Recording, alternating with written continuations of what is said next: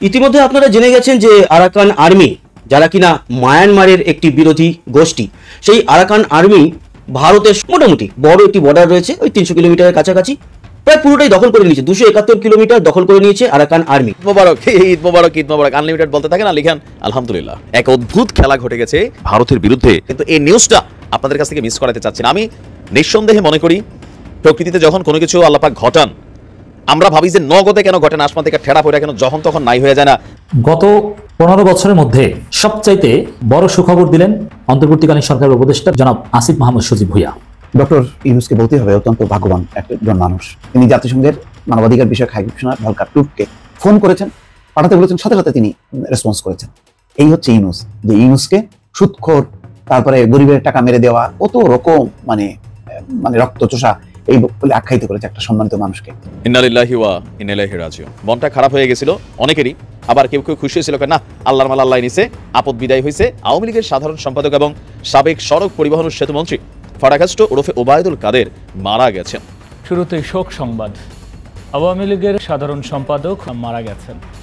ইন্না লিল্লাহি ওয়া ইন্না ইলাইহি রাজিউন। আমরা শুরু থেকেই বলে আসছি, বা আমি তো বলছি যে বাংলাদেশ ভারতবর্ষের থেকে ভালো আছে। তার কারণ বাংলাদেশের সরকারটা এখনো পর্যন্ত অন্তর্বর্তীকালীন সরকার, কোনো নির্বাচিত সরকার নেই। এই মোদি, এই যোগী, এই ভুয়ো সন্ন্যাসী যোগী আদিত্যনাথ যেগুলো করছেন, আর এখানে গোমাংসখা শুভেন্দু অধিকারী যেগুলো করছেন, শুধুমাত্র হিন্দু সম্প্রদায়কে বিভ্রান্ত করার জন্য, হিন্দুদের কাঁধে বন্দুক রেখে ভোটের বৈতরণী পার করার জন্য এই কর্মকাণ্ডগুলো করছে। আর পঞ্চম প্রযুক্তির যুদ্ধবিমান যদি পাকিস্তান হাতে পেয়ে যায়, তাহলে সকল দিক থেকে চাপে থাকবে ভারত, যেটা আমাদের জন্য খুবই ভালো হবে। তাহলে বাংলাদেশের আকাশ আরও বেশি নিরাপদে থাকবে। আর পাকিস্তান যত বেশি যুদ্ধবিমান ক্রয় করবে এবং যত উন্নত ফাইটার জেট ব্যবহার করবে এবং পাকিস্তান যত বেশি শক্তিশালী হবে, তত বেশি নিরাপদে থাকবে কিন্তু বাংলাদেশ। দর্শক, গত 15 বছরের মধ্যে সবচাইতে বড় সুসংবাদটি আপনারা আজকের এই ভিডিওতে জানতে চলেছেন। ভারতকে শায়েস্তা করতে কঠিন একটি পদক্ষেপ নিয়েছে অন্তর্বর্তীকালীন সরকারের প্রধান উপদেষ্টা ডক্টর মোহাম্মদ ইউনূস। তিনি কি পদক্ষেপ নিয়েছেন এবং সেনাবাহিনী এই মুহূর্তে ঠিক কি করতে চলেছে, এমনকি আরাকান আর্মিকে কেন্দ্র করেও কিছু চাঞ্চল্যকর তথ্য কিন্তু উঠে আসছে সংবাদ মাধ্যমগুলোতে। এই বিষয় নিয়েই আপনারা বেশ কিছু গুরুত্বপূর্ণ বা চাঞ্চল্যকর তথ্য জানতে পারবেন। এরই সাথে সাথে সংবাদ মাধ্যমগুলোতে ইতিমধ্যেই একটি খবর রটিয়ে গেছে যে আওয়ামী লীগের সাধারণ সম্পাদক, সাবেক সেতু এবং সড়ক মন্ত্রী ওবায়দুল কাদের সাহেব মারা গেছেন। কথাটা আসলে কতটা সত্য, এটা কি আদৌ সত্য নাকি গুজব, সেটিও আশা করছি আজকের এই ভিডিওটির মাধ্যমেই জানতে পারবেন। এমনকি দর্শক, এরই সাথে সাথে আমি ভিডিওর শুরুতে আপনাদের আরও যেই ভিডিওগুলোর অংশবিশেষ দেখিয়ে শুরু করেছিলাম, সেই ভিডিওগুলোরও বিস্তারিত আলোচনা দেখাবো। তবে তার আগে বলি, যারা এখনও চ্যানেলটি সাবস্ক্রাইব করেননি, সকলে চ্যানেলটি সাবস্ক্রাইব করে পাশে থাকা বেল আইকনটি বাজিয়ে দিবেন। আর যারা ইতিমধ্যেই সাবস্ক্রাইব করে রেখেছেন, তাদের সকলকে অসংখ্য ধন্যবাদ। তো চলুন একটি লাইক দিয়ে আমরা ধারাবাহিকভাবে সবগুলো ভিডিওর বিস্তারিত আলোচনা দেখে আসি। বাংলাদেশ নিয়ে যেভাবে মানে এখানকার এই ভারতের বিজেপিরা যেভাবে উঠে পড়ে লেগেছে, লাগাটা স্বাভাবিক, কিন্তু যদি শুভ বুদ্ধিসম্পন্ন মানুষেরা প্রতিবাদ করতো সেটা মেনে নেওয়া যায়। কিন্তু যেই বিজেপি এই ভারতবর্ষে সংখ্যালঘুদের ধর্মস্থলে আক্রমণ করছে, সংখ্যালঘুদের জীবন জীবিকা সম্পদের উপর আক্রমণ করছে, যেই বিজেপি এই নুরি মসজিদ ভেঙে দিচ্ছে ফতেপুরেতে, যেই বিজেপি বাবরি মসজিদ ভেঙে সেখানে, সেটা নিয়ে আমি বলছি না, যেহেতু আদালতের রায় নিয়ে হয়েছে, শুধুমাত্র তো ওটা নয়, একের পর এক মসজিদে আক্রমণ করা হচ্ছে, একের পর এক মাদ্রাসা, মক্তব, মাজার সব কিছুকে ভেঙে দরগা ভেঙে দেওয়া হচ্ছে, দখল করে একটা প্রসেস পদ্ধতি শুরু করেছে। সেই বিজেপি বাংলাদেশের চিন্ময় কৃষ্ণ ঠাকুরের গ্রেপ্তারি নিয়ে প্রতিবাদ করছেন, কথা বলছেন, আবার বাংলাদেশের সংখ্যালঘুরা আক্রান্ত সেই নিয়ে কথা বলছেন। বাংলাদেশের সংখ্যালঘুরা যদি আক্রমণ হয়ে থাকেন, আক্রান্ত হয়ে থাকেন, তার বিরুদ্ধে আমরাও কথা বলছি, আমরা কথা বলবো। কিন্তু এই বিজেপির কোনো রকমভাবে নৈতিক কোনো অধিকার নেই যেই যোগী আদিত্যনাথ, ভুয়ো সন্ন্যাসী আদিত্যনাথ, যে কিনা এই ভারতবর্ষে তার ইউপিকে সুরক্ষিত রাখতে পারছেন না, উত্তরপ্রদেশটাকে ধর্ষণ প্রদেশে পরিণত করেছেন, তার নেতৃত্বে ইউপিতে মসজিদ ভেঙে দেওয়া হচ্ছে, মাদ্রাসাকে দখলদারিত্ব নেওয়া হচ্ছে, সংখ্যালঘুদের জীবন জীবিকা সম্পদ স্বাস্থ্য সব কিছুতে আঘাত নেমে আসছে। তারাই আবার অভিযোগ করছে কি না, বাংলাদেশের সংখ্যালঘুদেরকে ঠিকঠাক করে থাকতে দেওয়া হচ্ছে না। তাহলে বাংলাদেশের সঙ্গে ভারতবর্ষের পার্থক্যটা কি? আমরা শুরু থেকেই বলে আসছি, বা আমি তো বলছি যে বাংলাদেশ ভারতবর্ষের থেকে ভালো আছে। তার কারণ বাংলাদেশের সরকারটা এখনো পর্যন্ত অন্তর্বর্তীকালীন সরকার, কোনো নির্বাচিত সরকার নেই। নির্বাচিত সরকার যখন হাসিনার সরকার ছিল, সংখ্যালঘুরা এইভাবে আক্রান্ত হননি। তাহলে সেই দেশের সরকার যেহেতু অন্তর্বর্তীকালীন সরকার, মনোনীত সরকার, তাদের কাছ থেকে কোনো রকম সেরকমভাবে আইন শৃঙ্খলা ঠিকঠাক থাকবে এটা আশা করা যায় না। কিন্তু আমার ভারতবর্ষে একটা নির্বাচিত সরকার চলছে, আমার ভারতবর্ষে একটা গণতান্ত্রিক সংবিধানের নামে শপথ নেওয়া একটা সরকার চলছে। সেই সরকারের নামে তারা কি করছে? সংখ্যালঘুদের মসজিদকে আক্রমণ করছে, মাজারকে আক্রমণ করছে, উপাসনা স্থলকে আক্রমণ করছে। তাহলে বাংলাদেশের অন্তর্বর্তীকালীন সরকারের সঙ্গে আমাদের ভারতবর্ষের নির্বাচিত সরকারের পার্থক্যটা কি থাকলো? এই মোদি, এই যোগী, এই ভুয়ো সন্ন্যাসী যোগী আদিত্যনাথ যেগুলো করছেন, আর এখানে গোমাংসখা শুভেন্দু অধিকারী যেগুলো করছেন, শুধুমাত্র হিন্দু সম্প্রদায়কে বিভ্রান্ত করার জন্য, হিন্দুদের কাঁধে বন্দুক রেখে ভোটের বৈতরণী পার করার জন্য এই কর্মকাণ্ডগুলো করছে। আমি আবারও বলছি, ভারতবর্ষের সংখ্যালঘুরা ভালো নেই এই বিজেপির আমলে। এই বিজেপিকে যেভাবেই হোক, যে করেই হোক, গণতান্ত্রিকভাবে মেরে কেটে গণতান্ত্রিকভাবে এই ভারতের মাটিতে কবর দিতে হবে। বিজেপির হাতগুলোকে গণতন্ত্রের কাটারি দিয়ে কেটে দিতে হবে, তবেই ভারতবর্ষ শান্তি পাবে। গত 15 বছরের মধ্যে সবচাইতে বড় সুখবর দিলেন অন্তর্বর্তীকালীন সরকারের উপদেষ্টা ডক্টর জনাব আসিফ মাহমুদ সজীব ভুইয়া। দর্শক, গত 15 বছরে বাংলাদেশের যত সমস্যা, জনগণের অধিকার সংগ্রামের লড়াই যা বলেন, সব কিছুর মূলে ছিল ভারত। ভারত আমাদের দেশের নির্বাচন ধ্বংস করেছে, ভারত আমাদের জাতীয় নেতাদেরকে হত্যা করেছে, ইসলামপন্থীদেরকে হত্যা করেছে, পিটিয়েছে, আলেম ওলামাদের নির্যাতন করেছে, আমাদের দেশটাকে নির্ভরশীল বানিয়েছিল, আমাদের দেশটাকে গোলাম বানিয়েছিল। অতএব গত 15 বছরে আমাদের ব্যর্থতার সব কিছুর মূলে ছিল ভারত। এখন আসিফ মাহমুদ বলেছেন, এবং আমরা বাস্তবে এটা দেখতে পাচ্ছি, ভারতের সাথে নতজানু পররাষ্ট্রনীতি থেকে সরে এসেছে অন্তর্বর্তী সরকার। এটা আমি মনে করি ঐতিহাসিক। গত 15 বছরের মধ্যে সবচেয়ে বড় সুখবর এটাই যে ভারতের সাথে আমরা এখন নতজানু নই, ভারতের কথায় আমরা চলি না। অতএব ভারত চাইলেই কাউকে হত্যা করবে, বিচারিক হত্যাকাণ্ড ঘটিয়ে দিবে, চাইলেই একটা ভোটারবিহীন নির্বাচনের ব্যবস্থা করে দিবে, এর সাথে হসপিটালে ভর্তি করিয়ে নির্বাচনে আনবে, ভারত থেকে উড়ে আসবেন ভারতের পররাষ্ট্র সচিব বা অমুক তমুক, সেই যুগান নেই। অতএব আমরা স্বাধীন। তা আমার মনে হয় যে আমরা আবার বাড়িয়ে না বলি, গত 15 বছরের মধ্যে সবচেয়ে তাৎপর্যপূর্ণ ঘটনা যে বাংলাদেশ ভারতের কাছ থেকে নতজানু নীতি থেকে বের হয়ে আসতে পেরেছে, সমান মর্যাদা নিয়ে চলতে শিখেছে, এবং ভারতও ধীরে ধীরে ঠান্ডা হয়ে যাচ্ছে, ধীরে ধীরে তারা গলে যাচ্ছে, সঠিক লাইনে আসছে। আমরা সত্যিকার অর্থে আমাদের ভাবতে ভালো লাগছে আমরা স্বাধীন। যে ভারত আমাদেরকে কি অবস্থা করে ফেলেছিল, কিন্তু না, এখন আমরা আত্মমর্যাদা নিয়ে সামনে এসেছি, নতজানু নীতি থেকে আমরা সরে এসেছি, আমরা স্বাধীন। ভাবতেই ভালো লাগে যে আমরা স্বাধীন, এতদিন আমরা পরাধীন ছিলাম। এর জন্যই 5 আগস্টকে আমি বলি দ্বিতীয় স্বাধীনতা। ভারতের দিল্লি থেকে ইউরোপিয়ান ইউনিয়নের ভিসা সেন্টার বাংলাদেশে আনার অনুরোধ করেছেন, এবং যেই সময় ভারতের পররাষ্ট্র সচিব এসেছে ওই সময়ে ইউরোপিয়ান ইউনিয়ন থেকে একটা প্রতিনিধি দল এসেছে। সয়াবিন তেল ব্রাজিল থেকে বিভিন্ন দেশ থেকে আনছেন, বাংলাদেশের ভেতর থেকে ফাইবার অপটিক কেবল নিতে দিচ্ছেন না, চাইছে দিয়ে দিব তা না, এবং বাংলাদেশের ভিতর থেকে ইচ্ছামতো ট্রানজিট ব্যবহার করবে, রেল লাইন করবে, মুক্ত থেমে গেছে। তো নানান দিক থেকে আমরা স্পষ্টতই দেখতে পাচ্ছি যে বাংলাদেশে এখন আর নতজানু নেই, বাংলাদেশ এখন স্বাধীন, সার্বভৌম। ভারত আমাদের বন্ধু, প্রভু নয়। আমরা কারোর মাধ্যমে শাসিত হব না, আমাদের বন্ধু থাকবে, প্রভু থাকবে না। তরুণরাই আমাদেরকে স্বাধীন করে দিয়েছে। স্বাধীন বাংলাদেশ, লেটস সেলিব্রেট স্বাধীন বাংলাদেশ, উদযাপন করুন। ইন্না লিল্লাহি ওয়া ইন্না ইলাইহি রাজিউন। না, মানে আতঙ্কের কোনো কারণ নাই। বেসিক্যালি এটা শুধু মানে মানুষ মারা গেলে যে আমরা পড়ি বিষয়টা কিন্তু তা না, এটা হচ্ছে বিপদেরও দোয়া। যদি আপনি কোনো দুঃসংবাদ শোনান তো সেই ক্ষেত্রে এই দোয়া পড়তে পারেন, কিন্তু আমরা বাঙালি ভাই নিছি কারো মৃত্যুর পরে এই দোয়াটা পড়তে হয়। কোথায় আছেন আমাদের ওবায়দুল কাদের কাকু? খেলা হবে ডাক দিয়া, নিজেই খেলার মাঠের বাইরে। তো গেল প্রায় 4 মাস হয়ে গেছে আওয়ামী লীগের বাকি যেই নেতা, এমপি, মন্ত্রী সকলের দেখা মিললেও এক অদৃশ্য স্থানে লুকিয়ে আছে ওবায়দুল কাদের। কেউ বলছেন যে মির্জা ফখরুল ইসলামের বাসাতেই নাকি লুকিয়ে আছে, যদি এটা পার্ট অফ ফান ছিল। যাই হোক, তো দীর্ঘ একটা সময় পর, আজকে অনেকদিন পর আমরা ওবায়দুল কাদের কাকুর একটা ভিডিও দেখলাম। মনটা খারাপ হয়ে গেছিল অনেকেরই, আবার কেউ খুশি হয়েছিল, না আল্লাহর মাল আল্লাহ নিছে, আপদ বিদায় হয়েছে, যাওয়া দরকার ছিল, কিন্তু এত সহজে যাবে না। দর্শক, আজকের দিনে ফেসবুকে একটা ভিডিও খুবই ভাইরাল হয়েছে যে আওয়ামী লীগের সাধারণ সম্পাদক এবং সাবেক সড়ক পরিবহন ও সেতু মন্ত্রী ফারাকাস্ট ওরফে ওবায়দুল কাদের মারা গেছেন। এই যে ভিডিওটা যেটা প্রকাশিত হয়েছে, কপিরাইটের কারণে আমরা দেখাতে পারছি না, টিকটক সহ বিভিন্ন মিডিয়া প্ল্যাটফর্মে আপনার বলা হচ্ছে যে ওবায়দুল কাদের মারা গেছেন। শীর্ষক ভিডিওতে দাবি করা হয়েছে যে বঙ্গবন্ধু শেখ মুজিবুর রহমান মেডিকেল বিশ্ববিদ্যালয়ে ভর্তির পর তিনি মারা গিয়েছেন। এখন এই ভিডিওটা আসলে কবের? আমরা দেখছি যে আমাদের বাংলাদেশে যারা ফ্যাক্ট চেক বা তথ্য যাচাই বাছাই করেন, রিউমার স্ক্যানার, তারা বলছেন ওবায়দুল কাদেরের মৃত্যুর তথ্যটি বেসিক্যালি ভুয়া। এত খুশি হওয়ার কিছু নাই, তিনি আরো দীর্ঘদিন বেঁচে থাকবেন। প্রতিবেদনে বলা হয়েছে ওবায়দুল কাদের মরেনি। এই যে ভিডিওটা আজকের দিনে ভাইরাল হয়েছে, এটা 2021 সালে। আপনাদের খেয়াল থাকার কথা যে ভারতের বিখ্যাত হৃদরোগ বিশেষজ্ঞ দেব শেঠি একদম এয়ার অ্যাম্বুলেন্সে করে তিনি কয়েক ঘন্টার মধ্যে আসছিলেন। তারপর তার রেফারেন্সের কারণে সাথে সাথে তাকে আবার সিঙ্গাপুরে পাঠানো হয়েছিল।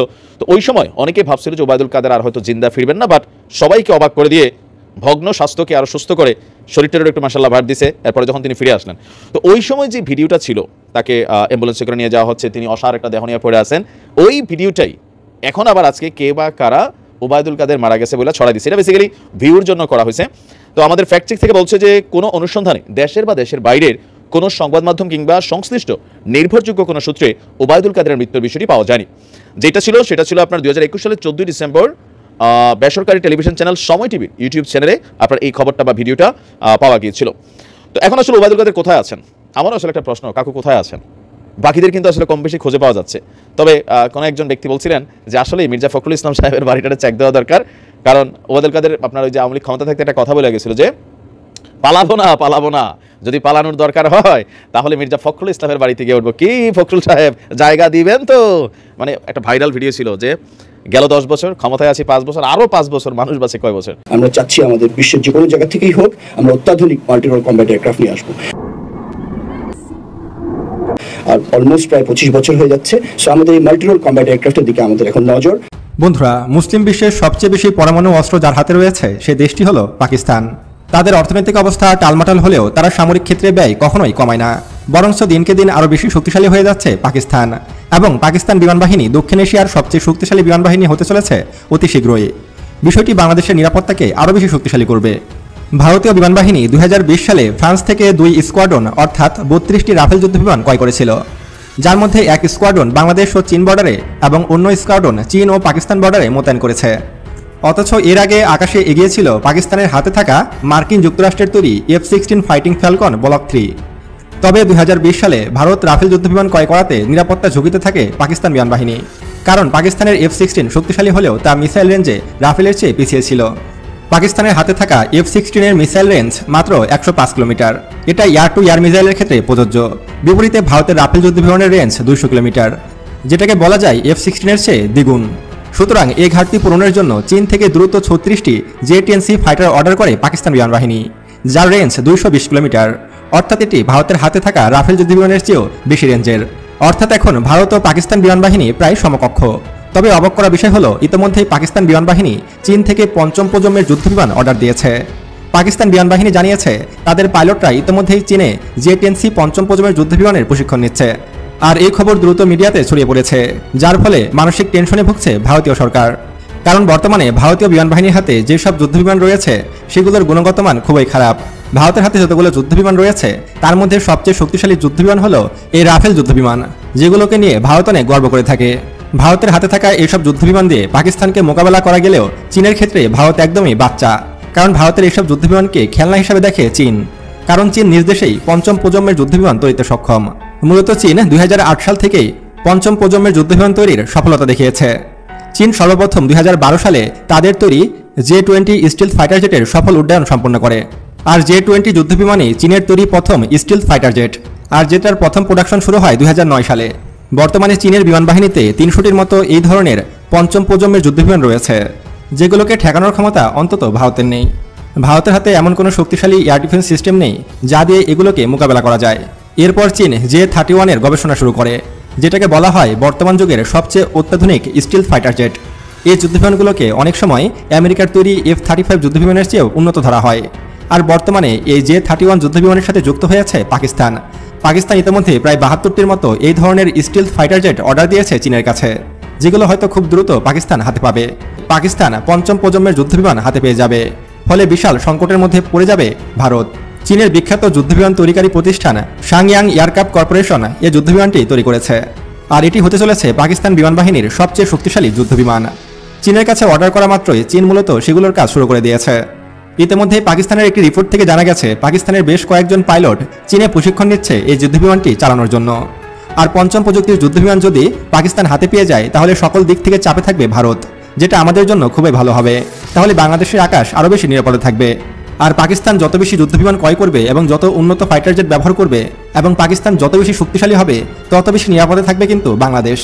বন্ধুরা, চীনের তৈরি এই J-31 যুদ্ধবিমানটি কিন্তু বিশেষভাবে স্টেলথ প্রযুক্তিতে নির্মাণ করা হয়েছে এবং এর টপ স্পিড কিন্তু 2200 কিলোমিটার প্রতি ঘন্টা এবং এটির সর্বোচ্চ রেঞ্জ হলো 3000 কিলোমিটার।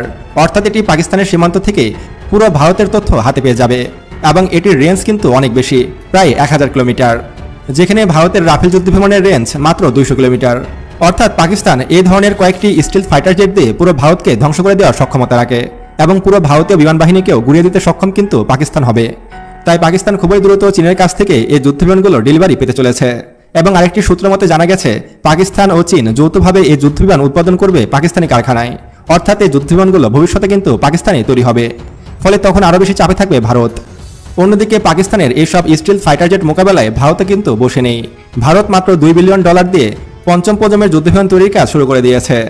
যদিও ভারত যুদ্ধবিমান তৈরি করতে কতটা সক্ষম হবে সে বিষয়ে যথেষ্ট সন্দেহ রয়েছে, কারণ ভারত সাধারণ কোনো ফাইটার জেটও তৈরি করতে পারে না, সেখানে স্টিল প্রযুক্তির যুদ্ধবিমান তৈরি করবে ভারত, এটা শুনতে কেমন যেন হাস্যকর লাগে। ভারতের তৈরি যুদ্ধবিমান হলো হাল তেজাস, যেটা আসলে কোনো কাজেরই যুদ্ধবিমান নয়। পৃথিবীর কোনো দেশ এই যুদ্ধবিমানটি ক্রয়ের প্রতি আগ্রহ দেখায়নি, এমনকি মাঝে মধ্যেই ক্র্যাশ করে এই যুদ্ধবিমানটি। তাই ভারতের তৈরি এই যুদ্ধবিমানটিকে উড়ন্ত কফিন বললেও ভুল হবে না। যেখানে ভারত একটি সাধারণ যুদ্ধবিমানই তৈরি করতে পারে না, সেখানে ভারত কিভাবে মাত্র $2 বিলিয়ন ইনভেস্ট করে পঞ্চম প্রজন্মের যুদ্ধবিমান তৈরি করবে সেটাই ভাববার বিষয়। যদিও ভারত পারতেও পারে, কারণ ভারতের হাতে রয়েছে পৃথিবীর সবচেয়ে বেশি গরু, আর সেসব গরুর গোবর খেয়ে কিন্তু ভারত দিনরাত প্রচেষ্টা করছে নতুন কিছু তৈরি করার। ভারতীয়রা প্রতিদিন বেশি বেশি মদ্যপান করে এবং মাঠে ঘাটে হেগে ব্যাপক জ্ঞান অর্জন করেছে, যেগুলোর দ্বারা কিন্তু পঞ্চম প্রজন্মের যুদ্ধবিমান তৈরি করা সম্ভব হবে হয়তো। আপনারা এখন স্ক্রিনে যে যুদ্ধবিমানটি দেখতে পাচ্ছেন পঞ্চম প্রজন্মের যুদ্ধবিমান, আর এই যুদ্ধবিমানটি তৈরি করারই চেষ্টা করছে কিন্তু ভারত। যদিও এর ডিজাইনে বেশ কিছু ভুল রয়েছে, তারপরও ভারত চেষ্টা করে যাচ্ছে পঞ্চম প্রজন্মের যুদ্ধবিমান তৈরি করার। যদিও এই যুদ্ধবিমানটির সকল পার্টস বিদেশ থেকে আমদানি করা হবে, শুধু বডি ডিজাইন করবে কিন্তু ভারত সরকার। তবে দীর্ঘদিন ধরে এই প্রজেক্টটি ঝুলে রয়েছে, এখনও এর অগ্রগতি কোনো কিছুই দেখা যাচ্ছে না। ভারত নিজ দেশে কোনো রকম যুদ্ধবিমান তৈরি করতে সক্ষম নয়, যেখানে ভারতের তৈরি হাল তেজা যুদ্ধবিমানের অবস্থা নাজেহাল। সে বিমানটির ডিজাইন থেকে শুরু করে কোনো কিছুই সঠিকভাবে করতে পারেনি ভারতীয় বিমান বাহিনী। এমনকি ভারত নিজ দেশে কোনো রকম বিমানের ইঞ্জিন তৈরি করতেও সক্ষম নয়। এমনকি বিমানে যে মিসাইলগুলো ব্যবহার করা হয় তার কোনোটাই ভারত কিন্তু তৈরি করে না। এমনকি এই যুদ্ধবিমানে যেসব রাডার প্রযুক্তি ব্যবহার করা হবে সেগুলোর কোনো কিছুই ভারত তৈরি করে না। এমনকি এই যুদ্ধবিমানটির সমস্ত কিছু বিদেশ থেকে আমদানি করবে, শুধু বিদেশ থেকে নিয়ে এসে দেশে সেট করবে, এবং এই যুদ্ধবিমানের শুধু বডি ডিজাইন করবে ভারত। তারপরও বছরের পর বছর সময় লেগে যাচ্ছে ভারতের। তবে সে বিষয় না যাই, এবার মূল বিষয়ে আসি। পাকিস্তান কিন্তু যুদ্ধবিমান তৈরিতে বেশ এগিয়ে যাচ্ছে, যেটা বাংলাদেশের জন্য অনেক বেশি ভালো হচ্ছে, এবং বাংলাদেশে কিন্তু পাকিস্তানের কাছ থেকে 40টি জেএফ থান্ডার যুদ্ধবিমান অর্ডার করেছে। প্রথম ধাপে হয়তো 16টির মতো যুদ্ধবিমান হাতে পেতে পারে বাংলাদেশ। দর্শক, আমি আশা করছি আপনারা সকলে অত্যন্ত মনোযোগ সহকারে সবগুলো ভিডিওই দেখেছেন। এমনকি দর্শক, যদি এই ভিডিওগুলো সম্পর্কে আপনাদের কোনো মতামত থেকে থাকে তাহলে তো অবশ্যই জানাবেন। দর্শক, নিউজটি শেষ করছি এখানেই, ফিরছি পরবর্তী নিউজে নতুন কোনো টপিকে। আল্লাহ হাফেজ।